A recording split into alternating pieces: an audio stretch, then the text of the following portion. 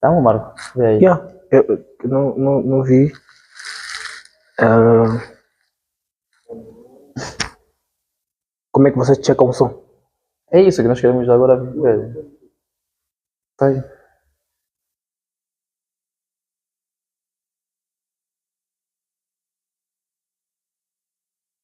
Até o momento não apareceu. Menino, Já. vê aí se. Tamo aí no teu Facebook, estamos aparecendo. Ah, ok. Marco, fala qualquer coisa aí para ver o som.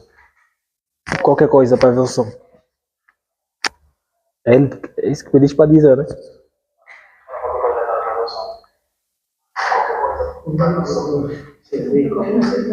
Não, estamos a fazer teste.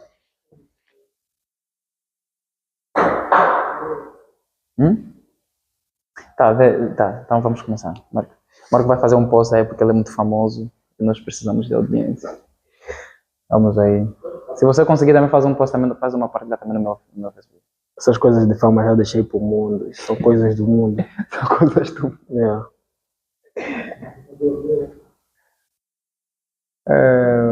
Hello everyone. Estamos aqui a fazer os testes. Posso começar? Tá. A Regi disse que eu posso começar, então vamos lá começar. Olá a todos, muito boa tarde. Daqui da Luca e eu estou com a 244 para a terceira edição do Dois Pontos, o podcast da nossa comunidade e o podcast que traz para si os principais rostos do mercado literário angolano. Nesse podcast você conhecerá muitas pessoas, muitas profissões que desconhecia e também conhecerá muitos segredos sobre o universo literário angolano. O meu convidado de hoje, é o Marco Polo, ele que tem nome de mar, tem nome de Poseidon. já vamos saber mais sobre isso. E o Marco Polo é editor-chefe da Mar Morto Editora.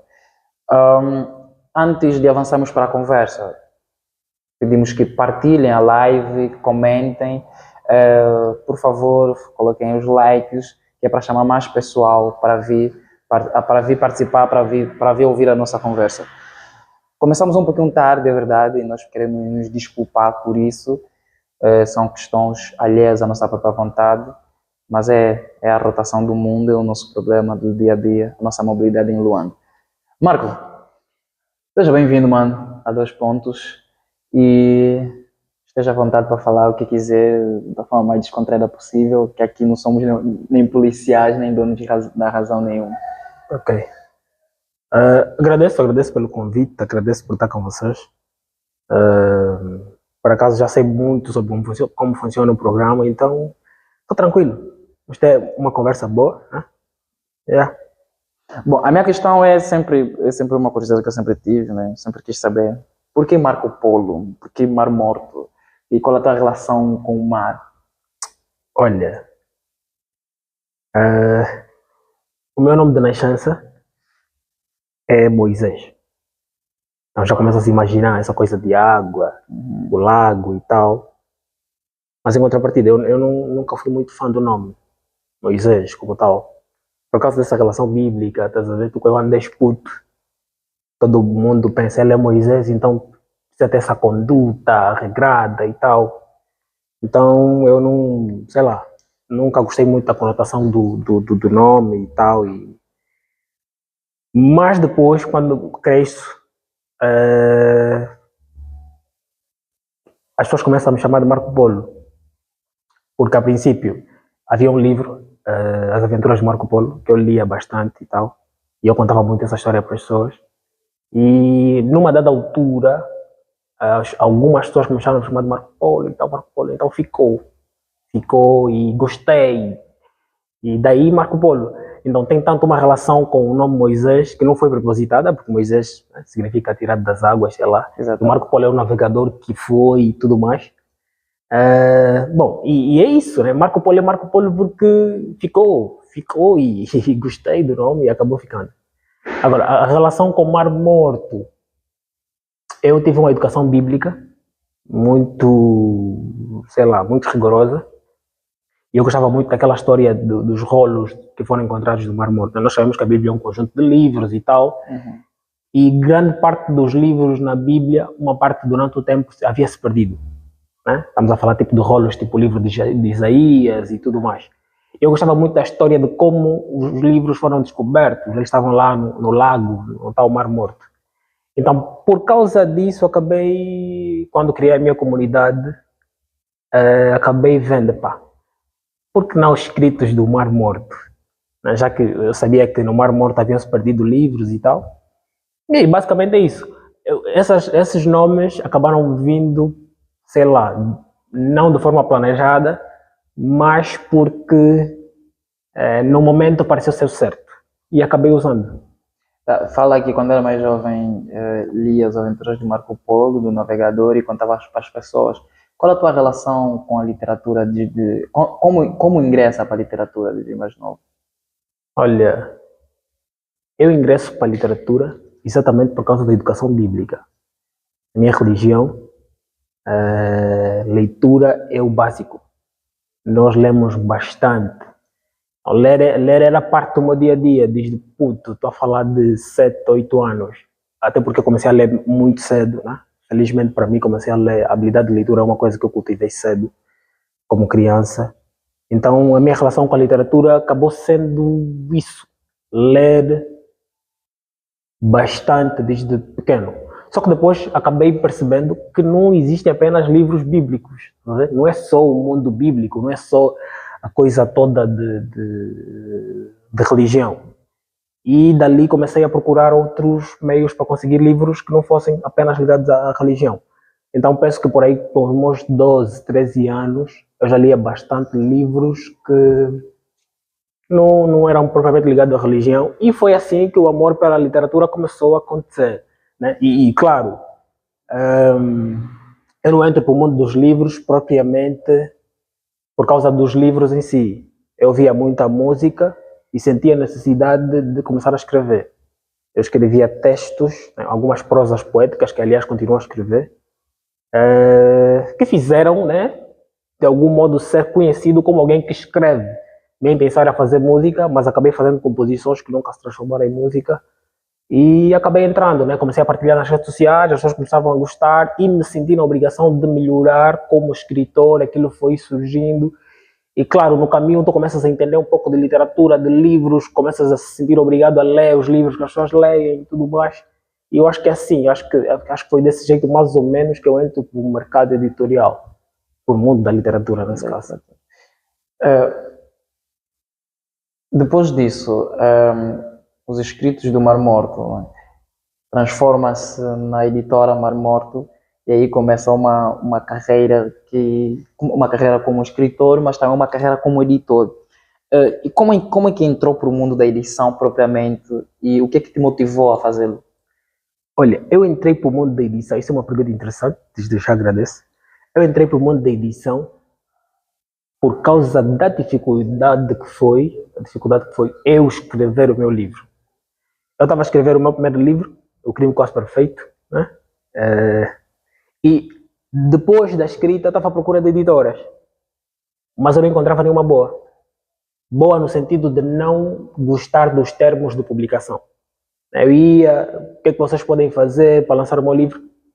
Porque eu acreditava mesmo que o modelo de publicação dos livros aqui em Angola era o que eu via nos filmes. É tipo, tu tens uma cena boa, vais para a editora, eles lançam, custiam tudo e acabam te dando o livro e tu te beneficias das percentagens dos royalties, né, das vendas. Uhum. E não foi isso que aconteceu. Então, já que não aconteceu isso, eu tive muita dificuldade em lançar a minha obra pelas editoras que eu contactei. Então eu vi, tenho que lançar de forma independente. Então, ao pensar em lançar de forma independente, o que aconteceu é que fiz muita pesquisa para saber como são publicados os livros. Eu penso que essa pesquisa durou por aí uns 6 meses. Perguntei como se registram, tenho amigos até, me lembro que uma das pessoas com quem eu conversei sobre isso foi o Luís da Silva Ubuntu.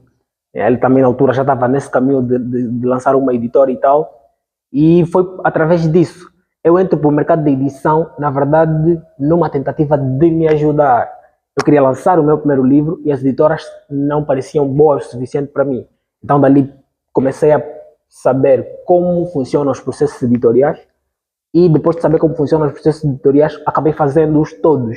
Tanto é que hoje eu basicamente consigo fazer parte de todo o processo editorial, desde a concepção da capa, desde a revisão, desde a própria edição, desde o registro, ou seja, acabei sabendo como se faz todo o processo. E lançando o meu primeiro livro, eu achei, pô, ficaria fixe usar o nome Mar Morto para uma editora, já que eu tinha os escritos do Mar Morto, que era uma comunidade de escritores, lançávamos vários textos.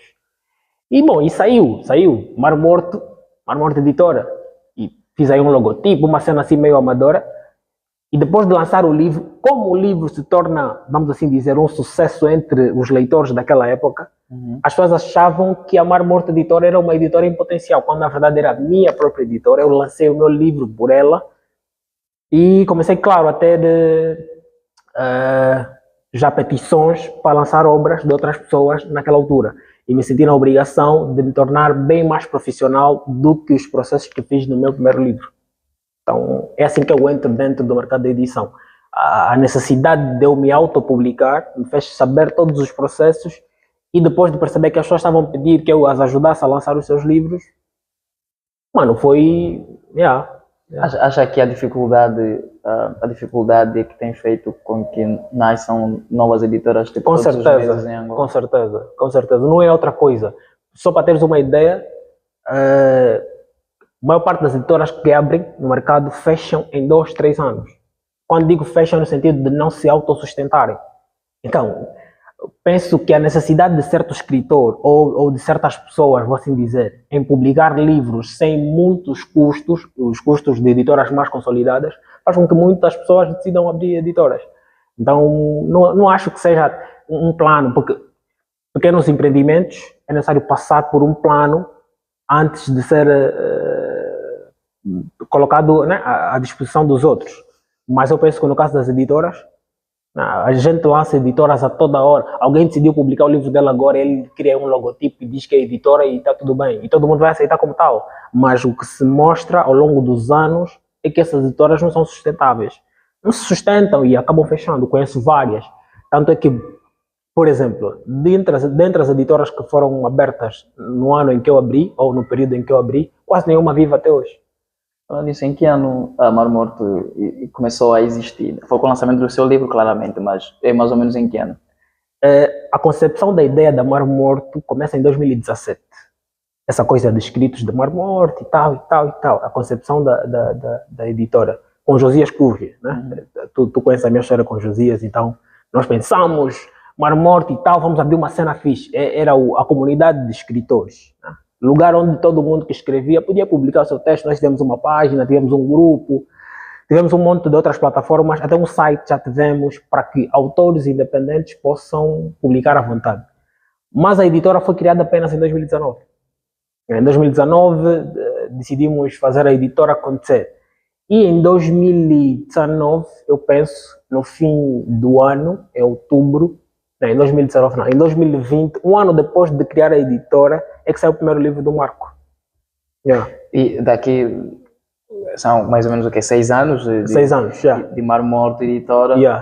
Publicou muita gente. Eu lembro que quando a Mar Morto veio, todo mundo publicava pela Mar Morto. Qual foi a sensação que teve de ver o seu trabalho valorizado e de muita gente a fluir para uma organização pensada, por exemplo, no conforto da tua casa? Olha, eu gostava muito, mas é que eu gostava muito, e nota que a maior parte disso, do trabalho, eu fazia de forma gratuita. Eu acho que eu já lancei 50 obras grátis, mesmo, grátis no sentido de que o autor não me pagou nem sequer um centavo. Por quê? Porque na altura era prazeroso, e eu não tinha, era puto, sabe como é que é? Eu não tinha tantas ambições financeiras quanto tenho agora. Eu na altura lancei um monte de gente, eu gostava disso, eu gostava mesmo. As pessoas me mandavam mensagem, me procuravam, Marco, quero trabalhar contigo, tenho aqui uma obra. Eu e o Josias tirávamos bastante tempo para mexer nos livros e lançá-los. E era uma sensação boa, acredita? E claro, isso contribuiu muito também para a emancipação do meu nome dentro do mercado, porque eu lançava muita gente. Tipo, todo mundo queria lançar um livro, sabia que se falar com o Marco Polo vai conseguir. Mesmo quando eu comecei a aplicar já tarifas, né? Tarifas financeiras, ainda assim tinha muita solicitação. Porque eu sempre dei um jeito de fazer o sonho de pequenos escritores, pequenas pessoas, se tornarem realidade. Estávamos a conversar agora há pouco, né? Antes da transmissão. Muitos escritores não conhecem como funciona o processo de edição de uma obra. Então, muita gente quer lançar livro, mas a falta do conhecimento é que faz com que contactem editoras e tal. Muita gente não sabe que consegue se autopublicar. Então, para mim era prazeroso explicar às pessoas como funcionava o processo de edição até a publicação. Eu gostava bastante, claro que eu gostava bastante. Só que agora o modelo de negócio mudou, né? Agora estou mais apegado às finanças, mas antes era muito prazeroso, eu gostava bastante mesmo. Já vamos falar sobre essa mudança que teve a Mar Morto. Mas eu tenho quando a Mar Morto inicia como editora e diz que publicou mais de 50 escritores de forma gratuita, né? Esses escritores foram publicados, faziam parte do que muito ficou conhecido como, entre aspas, o mundinho literário, né? Desses jovens que depois da pandemia, ou durante a pandemia, vêm publicando livros. Quantos deles conseguiram se consolidar de fato? Eu acho que bué, mano. Bué, eu tenho, por exemplo, eu publiquei a Isis Ramalho. A Isis Ramalho ainda continua, né? Uhum. Ainda continua sólida no mercado. Ela continua a postar, continua no mundo dela da poesia. E ainda é um nome que se preze. Eu publiquei a Zoé Kifembe. Acho que todo mundo conhece a Zoé, né? Todo mundo conhece a Zoé. Eu publiquei a Zoé. Zoé, um ralaio para a Zoé. Eu publiquei a Zoé. Publiquei mais que. Eu publiquei um monte de gente, mas eu acredito que o que acontece? Quando tu fazes as cenas só por amor, eu já mexi em boa gente, eu já lancei boa pessoal que não tiveram a minha logomarca nos livros, mas eu já trabalhei com boa gente, né? Tanto do processo design editorial até a própria revisão dos próprios livros, trabalhei com boa gente. Temos mais quem que acredito que está a ficar. Tem o Luís Carlos Naval, já lancei o Luís Carlos Naval. Uhum. Então, dentro daquele público que era o mundinho literário, muitos dos que hoje ainda estão sólidos passaram por mim. Tem um monte de gente. Eu não consigo lembrá-los agora por nome, porque também eu parei de ter contato com esse pessoal faz alguns anos. Eu acho que eu já não tenho contato com ele tipo uns 3 anos ou 4. Porque eu fiquei muito envolvido dentro daquele mercado, aquele mundinho, conforme era chamado, durante os primeiros 2 anos de criação. Mas assim que eu percebi que aquilo não era exatamente o que eu queria fazer, eu me mando dali. Então não sei bem como é que eles estão agora, não acompanho todos, mas eu me lembro de ter lançado muita gente que atualmente tem uma cena sólida. Agora, diz que muitos escritores, quando querem publicar seus livros, eles não conhecem o processo editorial até o livro estar pronto e ser um livro de fato. O que é que um editor faz? O que é que acha que, tipo, para dizer para os escritores, o editor faz isso, o papel do editor na editora é esse? Como podes explicar? Bom, na real, assim, de forma simples, eu queria resumir isso através de uma frase do Stephen King, não sei se é dele, mas ele diz que escritores são meros humanos e editores são deuses. Eu não sei se a frase é correta, mas eu imagino que é mais ou menos assim. O que é que acontece? Os humanos, quando fazem uma oração, eles entregam o plano deles todos para Deus. Mas é Deus que decide quando os planos serão efetuados. Estás a ver? Uhum. Deus te dá o direcionamento, Ele te guia, olha, vais fazer assim, vais fazer assim. Tu não sabes exatamente o que vai acontecer, mas vai acontecer. E eu acho que o papel do editor é esse. O escritor vem com o material e nós temos o poder de moldar aquele material, mas não, até com base nos interesses do autor, daquilo que é melhor para o autor. Por isso é que o editor, por exemplo, não pega na obra e transforma na imagem dele. Existem editores que fazem isso, que colocam muito de si nas obras dos seus escritores. Então eu acho que o editor tem a responsabilidade de orientar, dar a melhor orientação no sentido de fazer mudanças no original do autor. O editor não precisa propriamente até fazê-las, mas eu só direcionar, olha, aqui eu acho que devias reduzir isso, esse capítulo está muito grande, esse capítulo está muito pequeno, as informações foram mal descritas, podemos escrever desse jeito. Tu direcionas de tal maneira que acabas vendo qual é o melhor, o melhor a se fazer no caso do autor específico. Então, acho que, na minha opinião, editores orientam, né, o modelo de publicação, desde a própria escrita ao lançamento. E falou sobre a questão de editores que colocam muito de si nas obras. A minha questão é, que exercícios faz ou quais? Qual a forma que usa para tentar se desvincular o máximo das obras, para que as obras não pareçam ser suas, mas dos autores, como se a preservar um estilo autônomo de cada autor? Olha, eu converso bastante com os meus escritores. Tipo, no ato de publicação, eu tento conhecê-los bastante.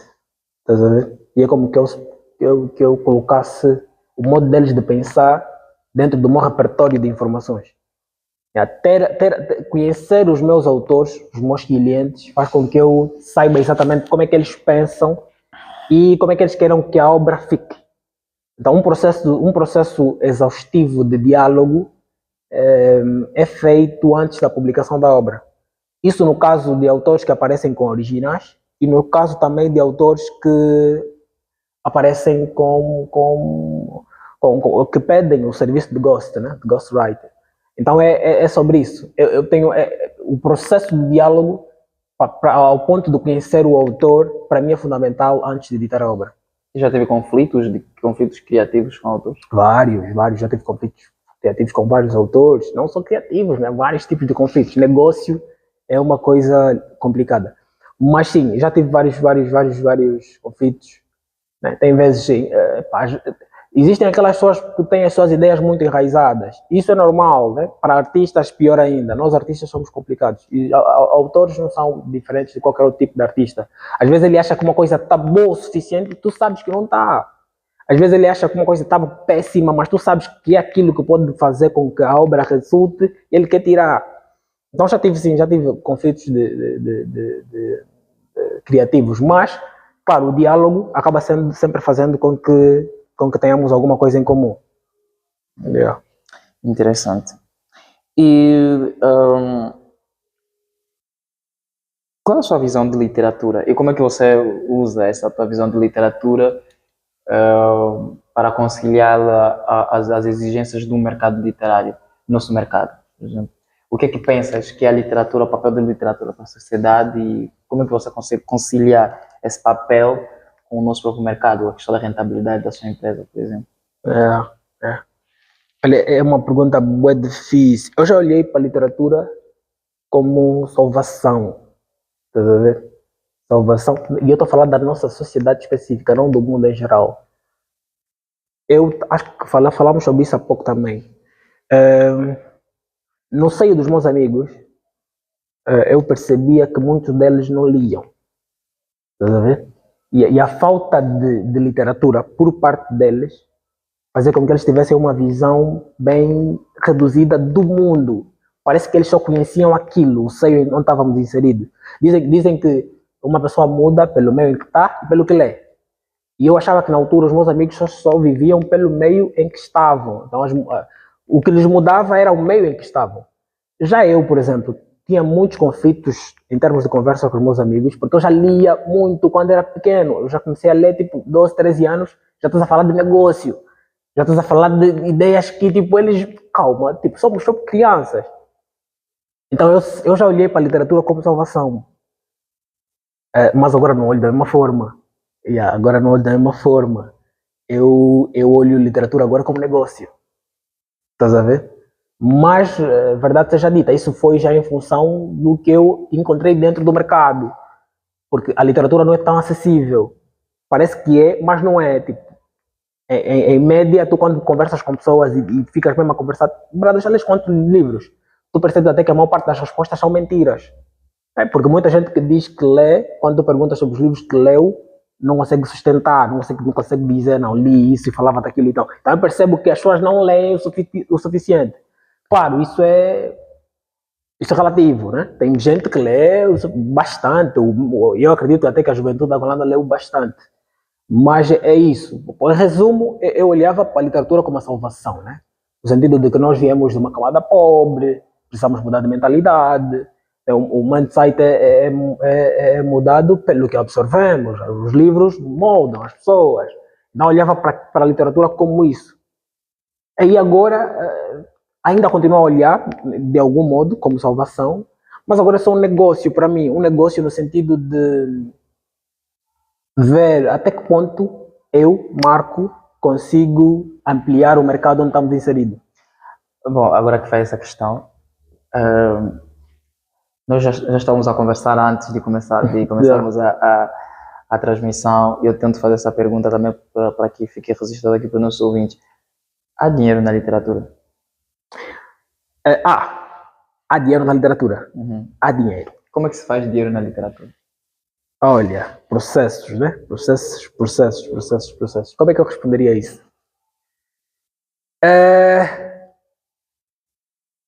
Vendas, né? Vendas. Eu acho que eu responderia isso falando sobre vendas. Em outros mercados, né? Naquela coisa onde funciona as editoras tradicionais, nós até falamos disso há pouco, né? Estamos a ser repetitivos. Mas onde existem editoras tradicionais, o autor, que é a principal figura dentro do mercado editorial, é pago bem antes do lançamento da obra. Editoras oferecem um cachê por originais. Um cachê definido, mercado editorial tradicional, né? Editoras tradicionais. Tu vês com o teu material, avalia se o material tem potencial e é te dado um cachê. Olha, vamos te dar isso por esse livro. Primeira tiragem, dentro da primeira tiragem já tens esse combo. Claro, tudo vai depender do teu contrato, né? Se nas próximas tiragens vais continuar a receber e tal, porque, claro, um autor ganha a vida toda, desde que você não venda o teu material, né? Não é possível fazer dinheiro. Mas o que acontece? O mercado angolano não tem editoras tradicionais, pelo menos pelo que eu observei, né? Nós não temos editoras tradicionais, não temos. E a falta de editoras tradicionais faz com que as principais figuras dentro do mercado editorial, que são os autores, não tenham dinheiro suficiente. Porque mesmo com editoras tradicionais, autores já ganham 10% a 15% de cada capa. Mesmo em editoras tradicionais, isso a nível mundial. Mas vê, as quantidades que são publicadas de livros influenciam muito também nos retornos. Os angolanos gostam de lançar 100 ou 200 cópias. É o nosso base. Mas é talvez porque não temos dinheiro para mais. Exato. E é exatamente por isso. Dali que, se as editoras trabalhassem no modo tradicional, teriam fundos suficientes para patrocinar autores ao ponto de conseguir lançar pelo menos 1.000 cópias, 10.000 cópias. Mas aqui as editoras são híbridas. As editoras não querem arcar com os custos de distribuição, de publicação e distribuição. As editoras em Angola parece que só servem para editar. E a edição é um serviço. Estás a ver? Então, devia-se criar modelos de publicação e distribuição que fariam com que autores ganhassem de forma garantida. Porque, por exemplo, se os encargos da distribuição tivessem todos a cargo da editora, a editora se preocuparia em lançar o máximo de cópias possível e faria um trabalho de marketing realmente sólido para que autores se consolidassem. Não é isso que acontece. Muitas das vezes, depois de lançar as 100 cópias, o que acontece? Depois do lançamento, a editora limpa as mãos. Acontece muito. E o autor, com os restantes das cópias, tem que se virar. Estás a ver? Então, como o autor vai ver dinheiro nesse modelo de publicação? Não existe. Então, é preciso que novos empreendimentos dentro do mercado editorial adotem a postura dos mercados do exterior. Brasil, Estados Unidos, são mercados que tu, com a tua obra, tu consegues ter um patrocínio de editor. Geralmente os patrocinadores são mesmo as editoras. Mas em Angola investe-se pouco dentro do mercado editorial, que é uma temática que também tem que ser falada, né? Não se criam tantos empreendimentos editoriais. Temos poucas editoras, né? Parece que só tem editoras em Luanda. Parece, só tem editoras em Luanda. Temos poucas gráficas, parece que tem gráfica em Luanda. Parece. Então já começamos a ver a delimitação da coisa. Bom, então... Bom, mas quando menciona, por exemplo, questões como 1000 cópias, 10.000 cópias, tá, imagina que um escritor vem agora para Mar Morto e consiga 10.000 cópias, 1.000 cópias. Essas 1.000 cópias, quem as vai ler? 10.000 cópias. No mercado literário como o nosso, por exemplo. Todo mundo. Olha, é possível. É assim. As vendas existem e elas nós não vendemos um produto no qual não acreditamos. Estás a ver? A partir do momento que vendemos a crença de que um livro vai te ajudar, tu compras. E isso não é mentira, isso é em tudo. Bom, para as pessoas que trabalham com negócios, né, e falo de diferentes modelos de negócio, sabem que só precisas criar a necessidade. Por exemplo, nós há pouco tempo tivemos um livro, um fenômeno, que é A Cabra da Minha Mãe, e ele veio nos vendendo a ideia de que aquele livro ia mudar o nosso modelo financeiro. Estás a ver? Ele veio para isso. Ele nos vendeu a ideia de que aquele modelo financeiro que ele aplicou resultaria para todos. Então, por que não vender essas mesmas ideias para os leitores? Existe mercado para tudo. Existem os que são fãs de ficção. Eu, por exemplo, sou muito fã de ficção. Se tu me trazes um livro ficcional lixado, eu vou procurar, vou comprar, porque eu sou fã disso. Mas só que o teu marketing, a venda que fizeres, tem que ser boa o suficiente para eu me sentir na necessidade de comprar, estás a ver? Eu acredito que existe público para isso. Só que nós não vendemos, não fazemos a venda do jeito correto. Sem contar também que os próprios autores, muitas das vezes, não se vendem. Eu acho que os autores angolanos não se vendem. Imagina só, do nada, alguém está a dizer que está a vender livros. Você vai pesquisar pela pessoa, não tem nenhum registro de que ele já escreveu aquilo, de que ele participa nisso, de que ele faz aquilo. A pessoa não nem está envolvida no mercado editorial. A pessoa acordou e lançou um livro, Os Ventos de Alguma Coisa. Você falou os ventos de alguma coisa, nós só temos uns ventos de alguma coisa na literatura angolana, que é os ventos da destruição de Jeremias. Não, o livro de Jeremias é bom o suficiente. Deve ser por isso que veio. Né? Estava a pensar que é algum repertório de informação.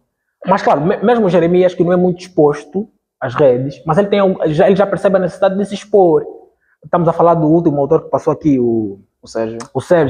O Sérgio também não era muito exposto, mas atualmente ele já se expõe ao ponto de as pessoas perceberem que ele faz parte do mercado. Então, se o Sérgio lança uma obra, as pessoas não ficam assustadas. Sabem que existe um autor ali que está a se autodivulgar para vender. Né? E é isso. As grandes empresas e as pequenas também precisam fazer um trabalho de marketing bom o suficiente para vender. Porque se o Sérgio vem e eu acredito que o Sérgio, no ponto em que está, se ele lança 100 cópias em um dia ele vende. 100 cópias em um dia ele vende. Sérgio, aqui, Regi, tá? Sérgio, o Marco disse que se quiseres vender 100 cópias num dia, tu vendes. Depois diz para nós se consegues vender 100 cópias num dia. E se o último dos sonhadores, não, se o da loucura, o advento da loucura vendeu 100 cópias em um dia. Depois diz para nós que nós precisamos saber. Tá? Depois confidencial para nós para os 4.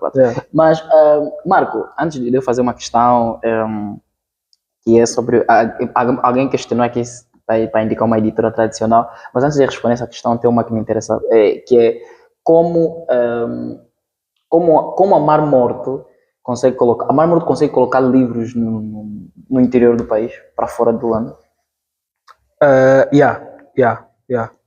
Nós fazemos isso, mas isso é muito simples, na verdade. Isso tem a ver mesmo com quantidades. Nós não somos uma editora tradicional. A Mar Morto, passo já aqui a publicidade, nós não somos uma editora tradicional. Somos uma editora híbrida, né? Onde, por exemplo, quando eu tenho interesse num livro, eu posso colocar dinheiro.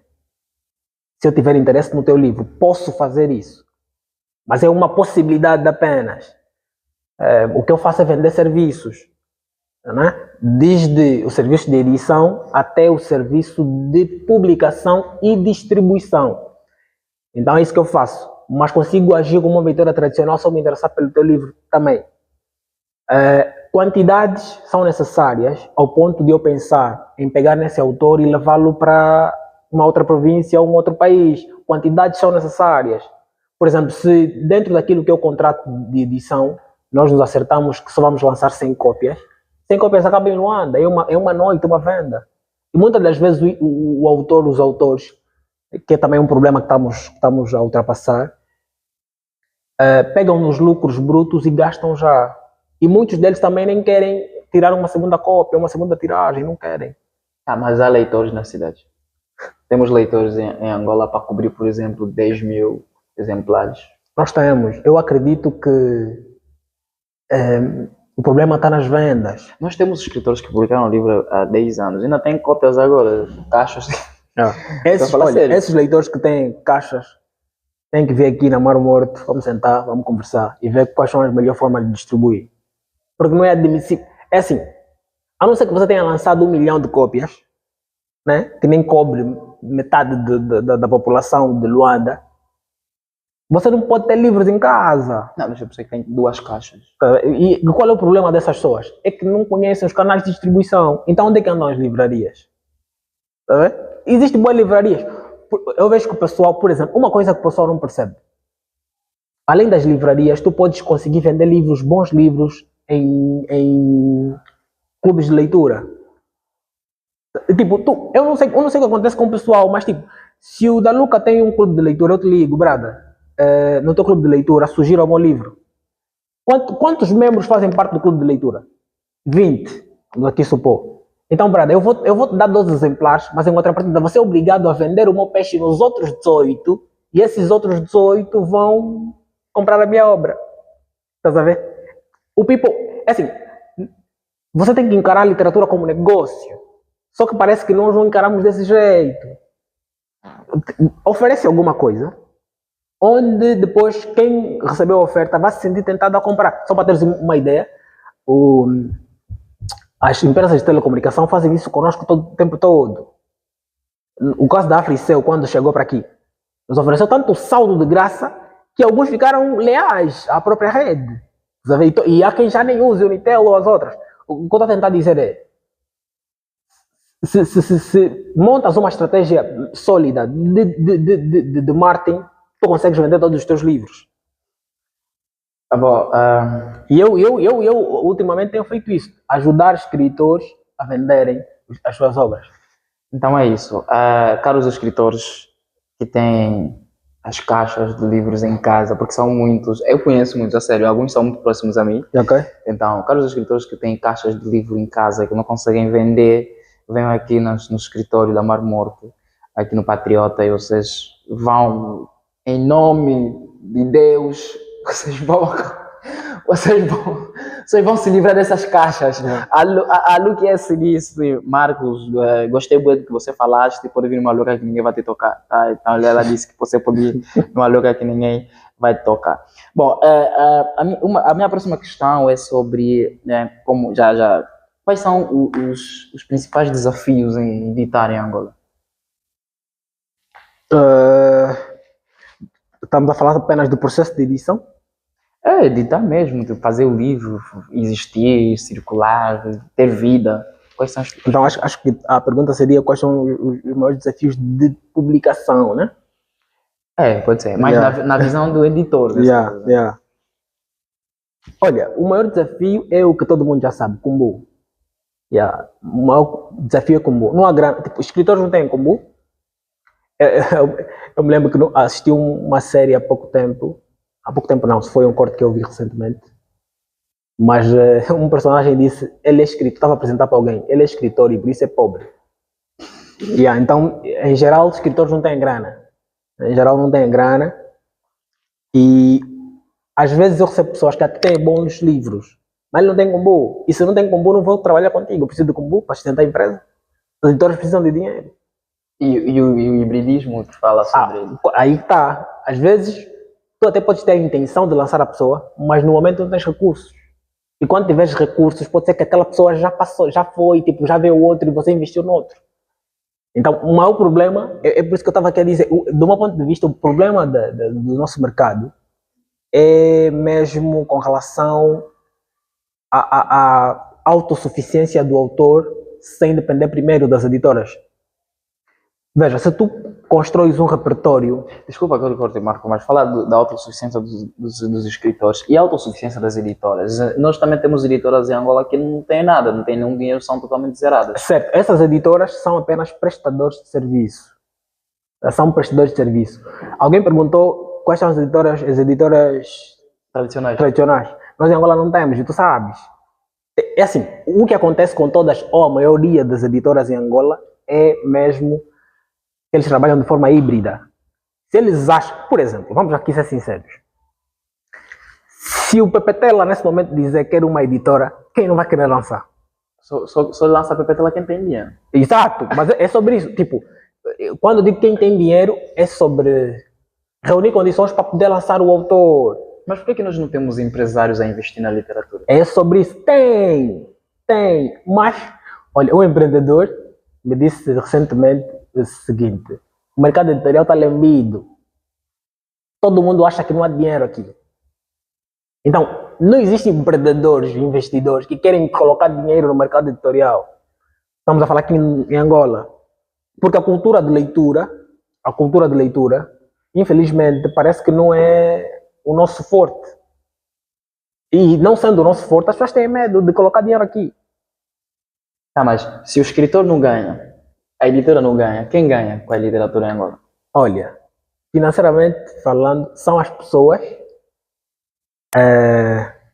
que tratam individualmente dos processos. Eu acho que é assim. As editoras até podem ganhar. As editoras ganham quando elas investem, né? Mas mesmo assim, né, muitas editoras solicitam serviços. Muitas editoras são só escritórios. Quem faz a revisão é uma pessoa independente. Uma pessoa, por exemplo, que agora está... Eu imagino que esteja a fazer bode combo será que é a Joana? Joana Miguel? A Joana, sim. Por exemplo, a Joana Miguel não trabalha para uma editora específica. A Joana está a fazer combo. Mas ela revisa vários livros. Por exemplo, um outro que deve estar fazendo bode combo ou estava a fazer é o Bonde. O Bonde é um designer editorial independente. E muitas editoras solicitam serviços ao Bonde. Quem ganha dinheiro geralmente são as pequenas profissões dentro do próprio mercado. As pequenas profissões dentro do próprio mercado. E outros que acabam também se beneficiando bastante são os canais de distribuição, as livrarias. E eles ganham mesmo o suficiente. Os outros que ganham também são aqueles indivíduos que vendem livros na rua, como é que se chamam? Os alfarrabistas, né? Certo. Esses ganham com a literatura. Não, a não ser que a editora... Mas o escritor não ganha. Não, escritores são os miseráveis dentro do mercado. E eu vou dizer o termo, passando o termo, né? Mas vê, escritores só ganham quando eles, por si só, decidem assumir com os custos da autopublicação. Solicitam os serviços, mas têm um modelo mental ou um modelo sólido de distribuição que faz com que eles ganhem sem envolver a editora. Por exemplo, ele lança o livro dele, ele próprio. Pagou tudo. E aí ele consegue ter toda a percentagem, né? Eu imagino que em 100% do que um autor que se autopublica gasta, em termos de lucro, ele deve ficar por aí com 70% dos lucros. 70% dos lucros é muito. Isso é bem diferente quando ele não arca com os custos, porque ele só fica com 10% dos lucros. 10% do lucro é uma bicharia. Estamos a falar de, se o livro está a ser comercializado a 10 mil kwanzas, o escritor ganha 1000 kwanzas por livro. Estás a ver? Tá, mas falando nisso, por que os livros estão caros? Você como editor nos explica por que os livros em Angola estão cada vez mais caros. Antes nós comprávamos livros a 12 mil, daí depois subiu um teto para 5. Hoje nós temos livros a serem vendidos a 15, 20 mil quadros. Por que os livros estão sempre a aumentar? Eu vou falar como político. É inflação, mano. É inflação. O que acontece? Tudo está caro. Em geral, tudo está caro. Eu não sei o que aconteceu com as gráficas, como é que o mercado gráfico está, o mercado que trata da impressão, mas é isso. As gráficas têm muita dificuldade em adquirir os materiais. Estão a pagar, sei lá quanto. Por exemplo, quando o modelo de aplicação do IVA veio, as gráficas pagavam IVA. Mas agora já não. Perceberam que não dá para aplicar IVA nas gráficas. Todo o mercado gráfico, né, de impressão e tudo mais, eles não pagam. Nós recebemos uma nota como editora de que nós estamos isentos de pagar o IVA. A questão é que tudo está caro, estás a ver? E as gráficas não são exceção. Em Angola está mesmo caro. Uma coisa que custava 2.000, agora é 6. Do mesmo jeito que o arroz saiu de 2.500 para 25.000, estás a ver? As coisas mudaram mesmo. E se acharmos que isso é uma questão apenas do mercado editorial, estamos a nos enganar a nós mesmos. O mercado está mesmo caro, estás a ver? E por causa disso as coisas estão caras. Agora, autores têm que se consciencializar sobre isso. É inadmissível. Eu mesmo, quando vejo um livro a ser comercializado a 5.000 kwanzas, fico assustado. Eu penso, tipo, como é que isso está a fazer como? Dinheiro para tirar onde? Estás a ver? É impossível. Atualmente não dá. Não dá. Tá, fala sobre o mercado e dos escritores e poderia nos dizer, como editor, quais são as principais tendências atuais que vem na nossa literatura? Quais são os livros que mais estão a vender? Desenvolvimento pessoal, com certeza. Mas por quê? Por que todo mundo quer escrever autoajuda nessa? Porque todo mundo está na merda, irmão. Estás a ver? Todo mundo... É assim. Se tu queres fazer dinheiro, venda sonhos. Estás a ver? E os autores sabem que se nos venderem um bom sonho de que vamos ser pessoas melhores, vou comprar. Tipo, todo mundo está dizendo... Atualmente eu entro para a net e o que eu vejo é como fazer isso, como atingir isso, como...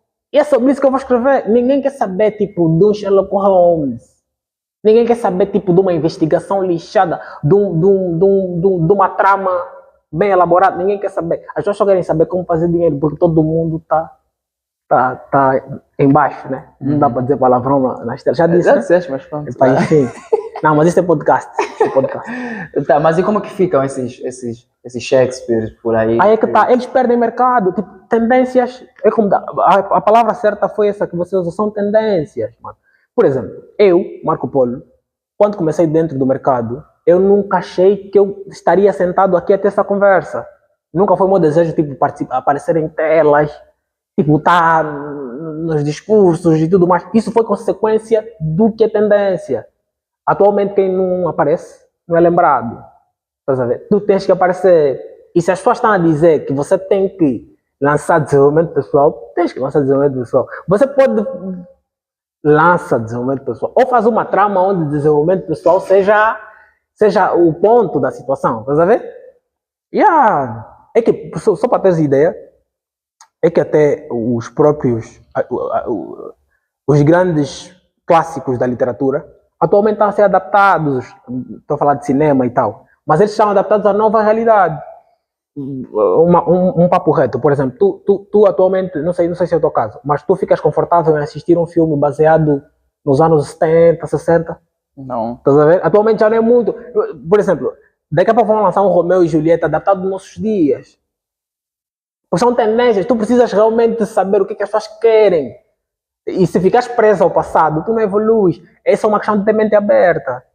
Tens habilidade de escrita, então crie cenários daquilo que é tendência. Eu fico feliz quando existem pessoas raízes, né? Pessoas que se mantêm ali, naquilo que é a sua essência como escritor, fico muito feliz. Mas para quem quer fazer dinheiro, tem que seguir tendências. Tipo, não gravo vídeos, não falo sobre... Temos aqui bons exemplos, tipo a Lussapo, por exemplo. A Lussapo, o modo como ela faz marketing dos livros dela, tipo, é lixado, mano. Ela usa tudo ao seu dispor.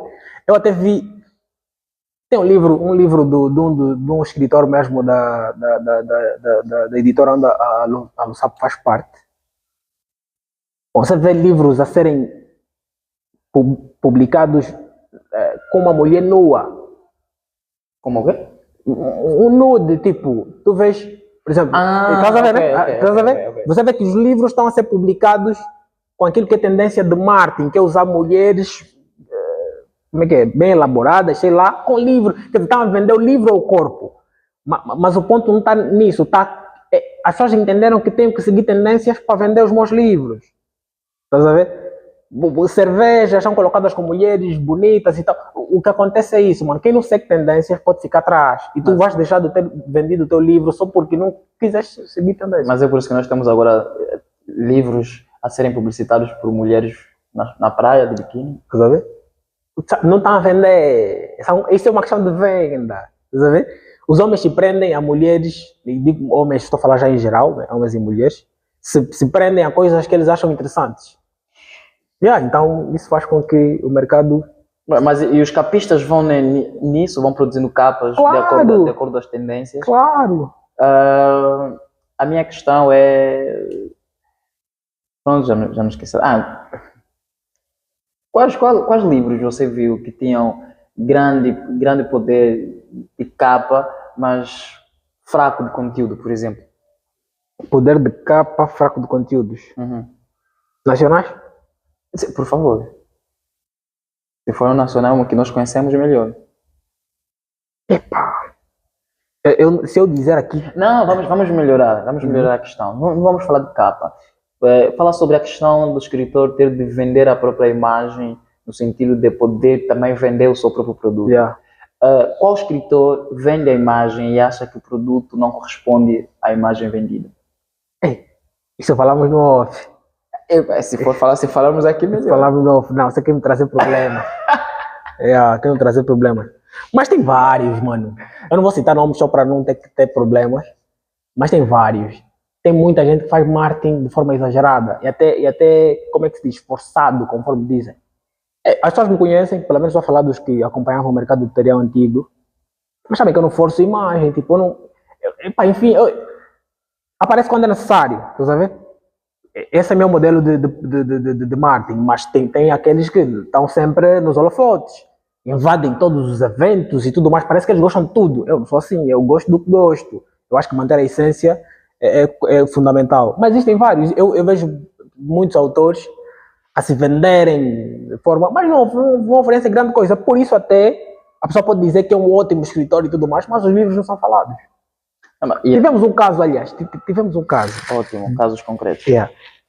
Epá. Eu não sei se é verdade, mas eu ouvi muitas críticas ao Benny de Ambashi. Uhum.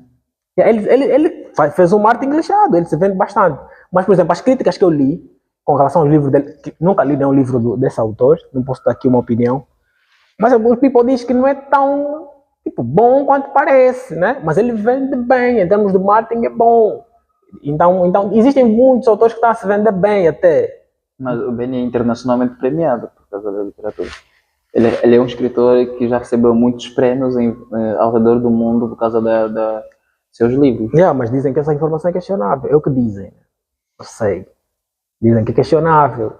Né? Temos que ver os prémios, temos que ver. Eu, pelo menos, nunca vi. Mas talvez nunca me interessei em fazer uma pesquisa.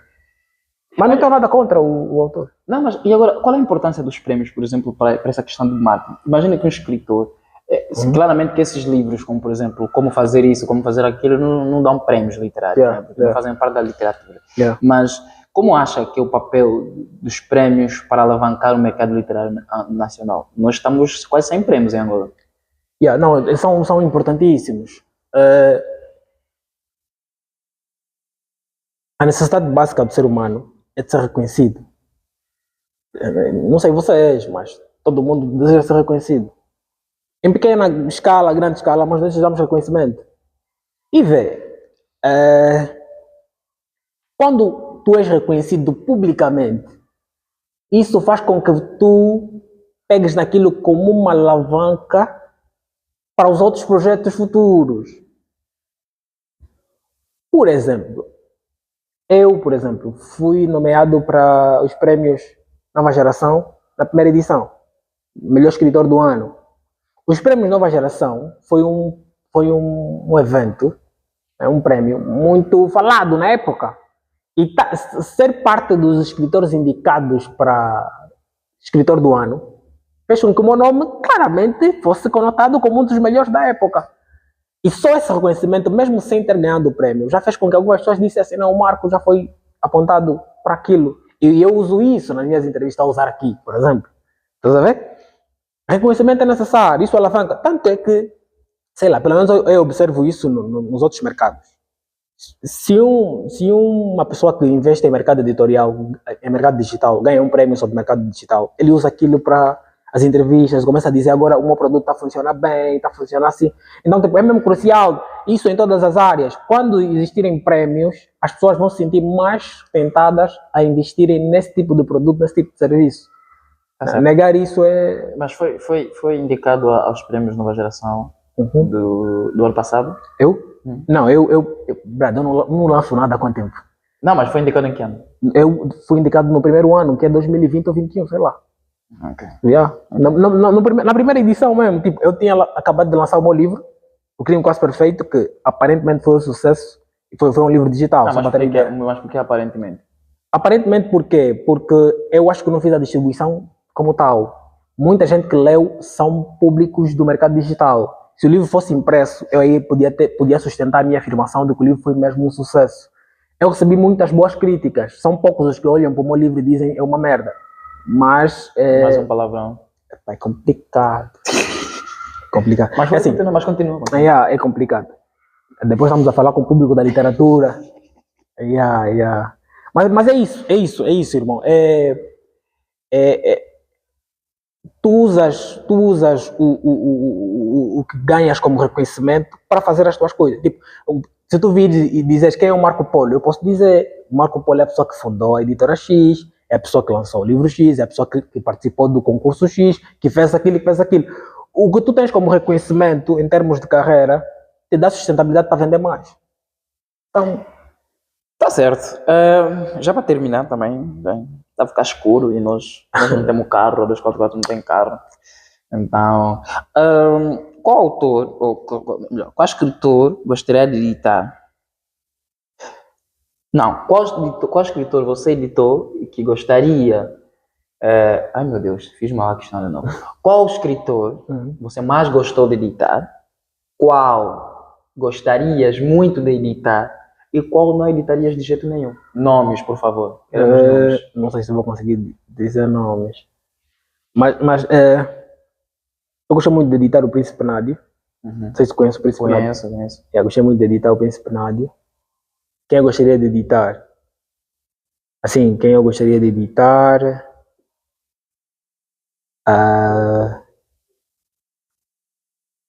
Quem eu gostaria de editar? Leva o tempo que quiser, nós não temos pressa, até ver a resposta. Ok. Eu acho que gostaria de editar o Jeremias. O Jeremias? Tá. E qual escritor você não editaria de jeito nenhum? Não sei, tem vários, mano. Por favor, se são vários, diz um. Não, tem vários. Tem vários. Eu não sei. O problema de dizer nomes é que você causa agora uma polêmica. Não, mas agora tem aí um ponto. O ponto é, já que não consegue me dizer o nome, que tipo de literatura você não editaria? E eu começo a te sugerir os nomes, aí você diz editaria ou não editaria? Não, vai sugerindo os nomes. Tá, mas que tipo de literatura você não editaria? Não editaria? Eu acho que eu não editaria crônicas. Crônicas em geral. Qual é a crônica? Eu acho que... Cronistas? As crônicas, não me identifico muito com esse estilo de escrita, então acabo não mexendo nisso. Estás a ver? Cronistas. Cronistas, vocês não têm espaço na Mar Morto, é isso? Não, é assim. Mas também as minhas linhas editoriais são bem definidas. Eu rejeito livros do mesmo jeito que aceito. Tipo, isso não é... Nós somos uma editora, precisamos saber quando somos capazes de fazer um trabalho e quando não. Então, por exemplo, às vezes eu não me sinto na capacidade, eu não vou falar que eu não possa fazer, mas é tipo deixar as coisas para outros. Existem muitos bons cronistas, existem muitos bons editores que entendem de forma absurda de crônicas, e eu deixo isso para outros. Por exemplo, eu recebo livros a toda hora e às vezes eu recomendo, não, vai para a editora X ou para o editor X, porque eu já vi algumas capas semelhantes aos que eles trouxeram. Então é muito por isso, não é muito sobre eu odeio o teu trabalho, é mais sobre não entendo o teu trabalho. E eu, quando não entendo uma coisa, prefiro não colocar as mãos. Tá, envolvidos em polêmica, disse sobre os livros do Benny, eu tenho que perguntar, publicaria o Benny de ambas? Não sei, porque eu realmente nunca li. Eu ouço o que dizem na net, mas nunca li. Tipo, então não sei. Você conhece Nito Acheme africano? Eu vi esse nome recentemente. Eu publicaria no Toshendo. Eu não sei. Mas dizem que ele escreveu mesmo, escreveu. Eu só sei que ele estava envolvido em algumas polêmicas, mas ele escreve, os livros dele estão mesmo disponíveis? Sim, acho que sim. É uma questão de ler. Eu acho que eu devia tirar um tempo para ler. Não, mas pela qualidade, quais escritores você já leu, por exemplo? Uma pequena lista de 5. 5. Eu já li o Ivaldir. Li uma obra de Ivaldir, mas faz tempo. Li como é que é? O Sebastião, né? O Jeremias. Há pouco tempo li não, né? Estou a ler o Sérgio. Quem mais li? Epá, os grandes não se fala, né? O Pepetela e tal, já li alguns sobre eles. Nunca li Elder Simbad, também quero ler, quero ver como é que.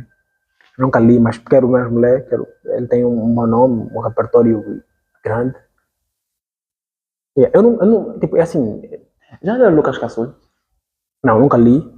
Nunca li. Eu sei que o Lucas Cassol é bom no que faz, pelo que é dito, mas nunca li tipo, uma obra dele, nunca comprei, nunca peguei, nunca.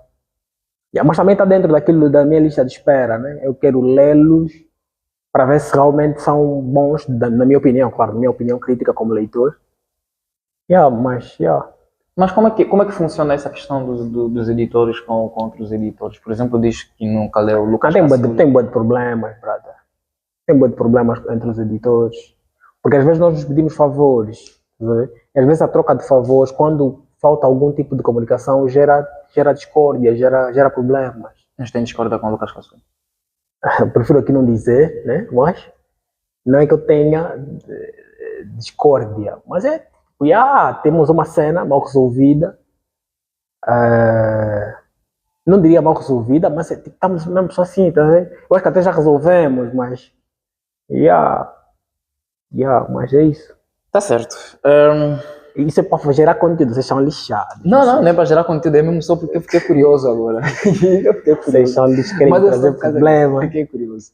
Bom, mas nós terminamos. Marco, mais uma vez, muito obrigado por aceitar o nosso convite. E ao pessoal que nos acompanha, muito obrigado também. Nós mandamos um rala para todas as pessoas que nos acompanharam e todas as pessoas que não nos acompanharam, nós também mandamos um rala. Esperamos que depois nos acompanhem, porque essa live vai ficar gravada no Facebook. Boa. Assim também como vai estar disponível no YouTube. Marco, sim, é verdade.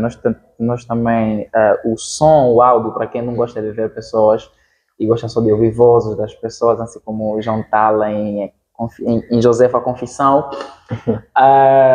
essa conversa vai estar disponível no Spotify da 2 pontos. Se pesquisar 2 ponto no Spotify, no Google, em algum sítio qualquer que suporte transmissão Spotify, nós estamos lá presentes.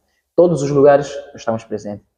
Podes ouvir a nossa conversa em qualquer sítio, no táxi, todos os sítios, nem vou citar os outros sítios. Bom, Marco, estás agora com um projeto novo, estás agora a trabalhar na questão da tua imagem. E já para terminar também, falamos um pouquinho disso e depois sobre os projetos futuros da Mar Morto ou sobre alguma coisa que queira partilhar connosco. Olha, sim, por causa da minha visão pessoal sobre o mercado editorial, eu decidi passar a criar conteúdos voltados apenas ao mercado editorial, né? Explicar às pessoas como a coisa funciona, como se faz dinheiro, o que fazer, o que não fazer, mas eu vou tentar explorar ao máximo todo o mercado editorial, né? Quais são as melhores gráficas, quais são as melhores livrarias.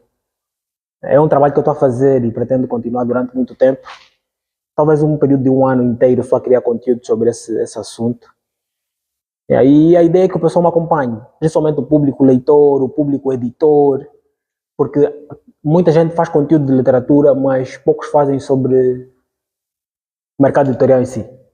Então a minha ideia agora é começar a fazer isso. Já lancei alguns vídeos, acho que 3. Essa semana vou lançar mais alguns para o pessoal perceber como é que funciona. Então a ideia é que me acompanhem, a ideia é que me sigam, para evitar transtornos na hora de teres que ir procurar uma editora, uma gráfica e tal. A ideia é fazer isso. Bom, existem muitos outros projetos que vão vindo, né?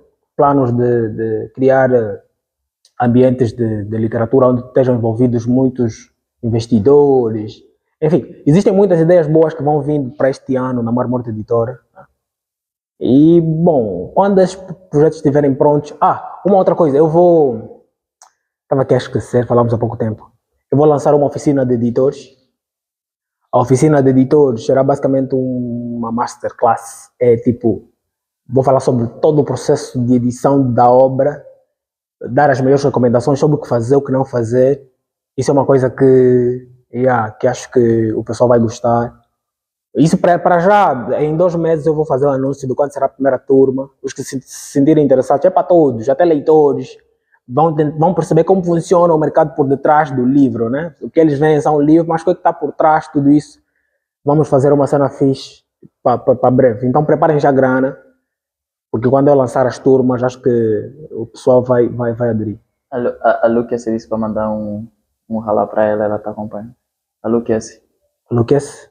Ela é de uma lueca, ela disse que lá a internet está muito cara e ela comprou a internet mesmo assim, então não vou falar para ela. Não, um rala, né? Como é que se diz rala? Um olá, né? A Lucas. Fico feliz por nos acompanhar. Gosto quando temos pessoas que gostam de interagir, porque eu não sou muito desses também, então. Bom, então é isso. Projetos vão vindo, eu vou sempre partilhar cenas com o 244. Vou sempre querer estar nas vossas cenas também. Então estou aqui, espero que essas conversas se repitam, né? Sim, e sempre que achar que precisa da 244 para colaboração, nós estamos abertos para isso. Não, bom, eu, aliás, vou ter-vos na primeira, vou garantir que estejam na primeira edição da oficina de editores. Vou garantir mesmo. Ótimo. Já que literatura tem que ter como garantir também o nosso combo, o nosso cachê. Vamos conversar. Um orçamento aí. Boa. Tá, então pessoal, foi isso. Foi isso, espero que tenham gostado e esperamos por vocês nas próximas edições. A edição de hoje foi a edição número 3, da 2 pontos, e tivemos como convidado o Marco Polo. Quem falou convosco foi da Luca, atrás dessa câmera provavelmente está o Sukian Kassan Sambo, que é o Badi, e claro, a nossa querida Midnight está aí também a olhar para vocês. E as pessoas que estão em casa, Deus vos ama, sejam felizes, bebam vinho, façam sexo, mas, por favor, com alguma responsabilidade. Tá, acabou, pessoal. Termina então já. Podcasts. Ok.